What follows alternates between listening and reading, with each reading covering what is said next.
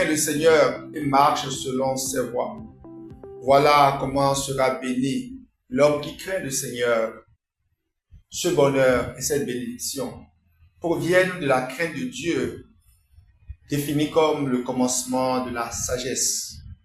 C'est d'ailleurs un don de l'Esprit Saint dont nous avons le plus besoin en ces temps où nous sommes pour retrouver le sens du bonheur et sauver notre humanité en la gardant comme l'a voulu son Créateur. La crainte de Dieu nous situe à nos origines, évoquée par la première lecture qui souligne l'égalité ontologique naturelle entre l'homme et la femme. L'homme s'émerveille devant la femme, chair de sa chair, eau de ses eaux, une qui lui est semblable. Avoir la crainte de Dieu, c'est respecter cette égalité fondamentale. Instrumentaliser l'image que nous relate la première lecture pour réduire la femme à son rôle d'aide et ainsi codifier son infériorité du fait qu'elle a été tirée de la côte de l'homme ne respecte pas le dessein du Créateur. Ce serait juste à assouvir un instinct de domination. Cette image de la création exprime pourquoi l'homme et la femme ont besoin l'un de l'autre, s'attirent mutuellement. Ils trouvent l'un dans l'autre son complément nécessaire, naturel. Sans l'un, l'autre n'est pas accompli. Le sens du mariage, basé sur ce sentiment de complémentarité, est ainsi donné tel que l'a voulu le Créateur. Des sentiments pareils entre deux hommes, entre deux femmes, ne sont pas conformes au dessein de Dieu. Il n'y a donc de mariage qu'entre un homme et une femme. Avoir la crainte de Dieu, c'est oser l'affirmer encore aujourd'hui.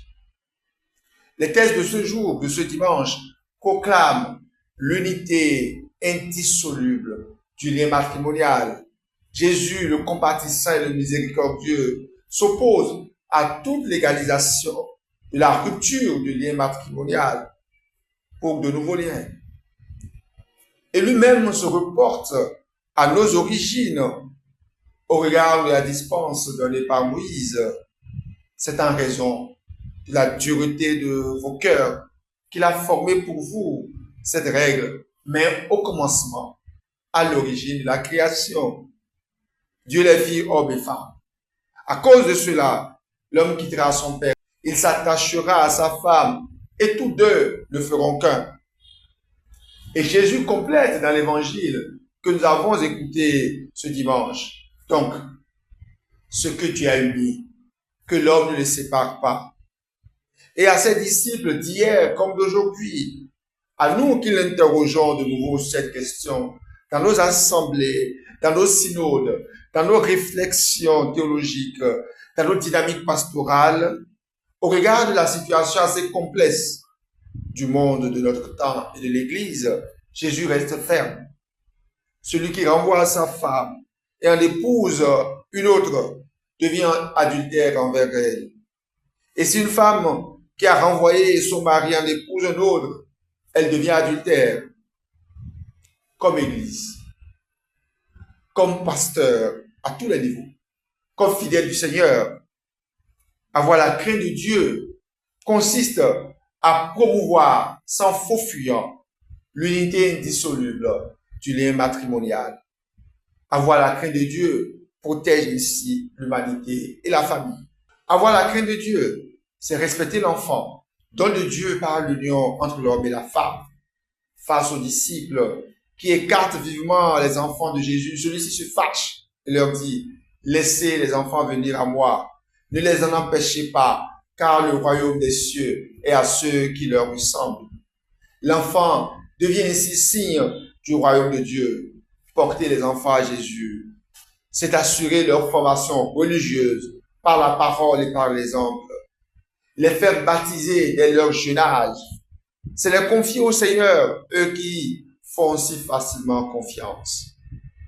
Ne pas empêcher les enfants d'avoir accès à Jésus, c'est ne pas abîmer leur innocence, c'est ne pas détruire leur confiance, que d'abus aujourd'hui contre l'enfant, l'innocent, dans nos familles, dans nos sociétés, dans nos communautés, dans nos pays, qui légalisent l'avortement.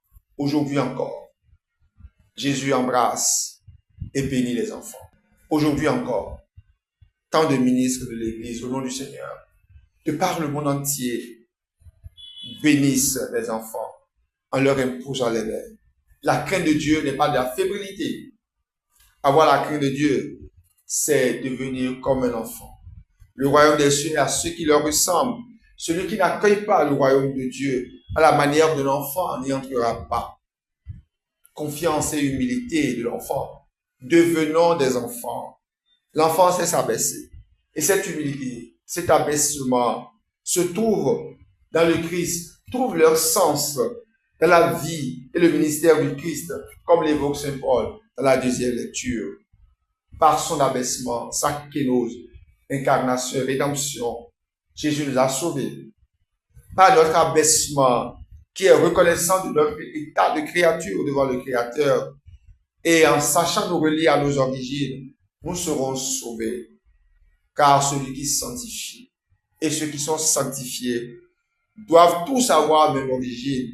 Pour cette raison, Jésus n'a pas honte de les appeler ses frères, de nous appeler ses frères et sœurs. La crainte de Dieu protège l'humanité.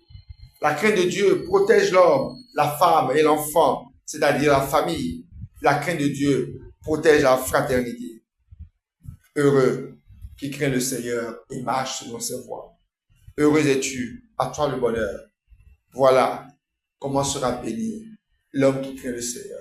De Sion, que le Seigneur te bénisse. Amen.